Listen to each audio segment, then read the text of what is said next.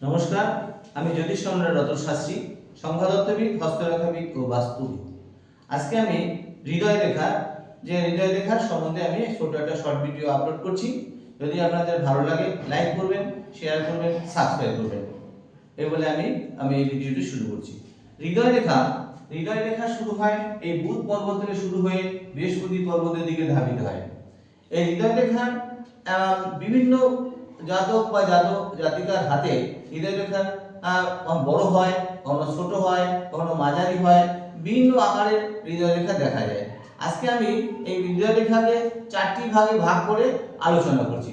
প্রথম ভাগে দেখা যাচ্ছে যে হৃদয় রেখাটি বুধ পর্বত থেকে শুরু হয়ে এই রবি পর্বতের কাছাকাছি আর বুধ আঙুলের সোজাসুজি এই রবি পর্বতের কাছাকাছি যাদের হাতে হৃদয় রেখা থাকে তাদের হৃদয় অতটা প্রসন্ন হয় না। তাদের প্রেম, ভক্তি, ভালোবাসা, স্নেহ, মায়া, মমতা তাদের তুলনামূলকভাবে কম থাকে এবং এদের হার্ট দুর্বল হয়, এরা সাহসী হয় না। আর এদের দেখেন হৃদয় রক্তচাপ বৃদ্ধি হয়, এরা কৃতজ্ঞ হয়, এরা অবিশ্বাসী হয়ে হয়, অর্থাৎ এদের সাহস কম থাকে এবং হার্ট দুর্বল হয় এবং হার্টের সমস্যা আসতে পারে। অর্থাৎ এই ধরনের হৃদয় রেখা থাকলে এই ধরনের বৃহস্পতির যে কারকতা সেগুলো নেগেটিভ কিছুটা কারকতা তার মধ্যে তৈরি হয়ে যায়।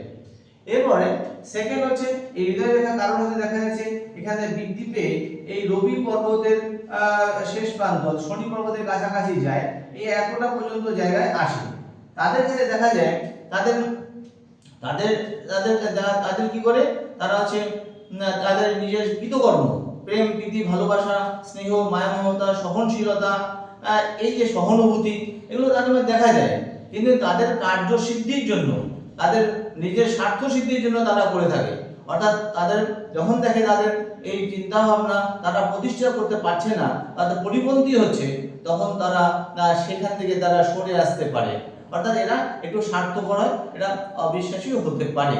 কিন্তু আবার দেখো তৃতীয় পার্টে দেখা যাচ্ছে এই হৃদয় রেখা যখন তাদের বৃদ্ধি হয়ে সোজা যখন শনি পর্বতের কাছাকাছি চলে যায়, কাছাকাছি থেকে বৃহস্পতি পর্বতের দিকে ধাবিত হয়, শনি পর্বত দিকে শেষ হয়, তাদের ক্ষেত্রে দেখা যাচ্ছে তাদের তারা কিছুটা তাদের একটু মানসিকতা একটু ডেভেলপ হয়, তাদের দয়ালু হয়, তাদের দেখা যাচ্ছে মায়া, মমতা, স্নেহ, পরের দুঃখকে নিজের দুঃখ বলে বলে মনে করতে পারে।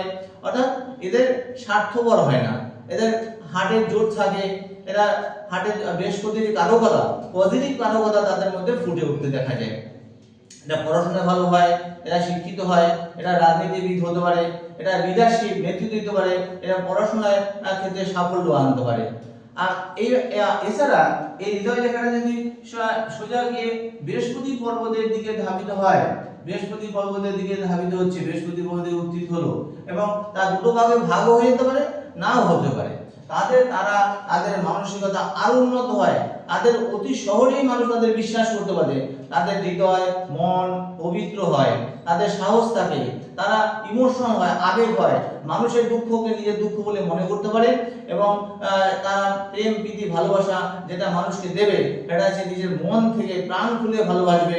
অর্থাৎ এই কারকতা বৃহস্পতি কারকতা দেখা যায় এবং তাদের হার্টের জোর বাড়া থাকে, তাদের বিশ্বাস করা যায়।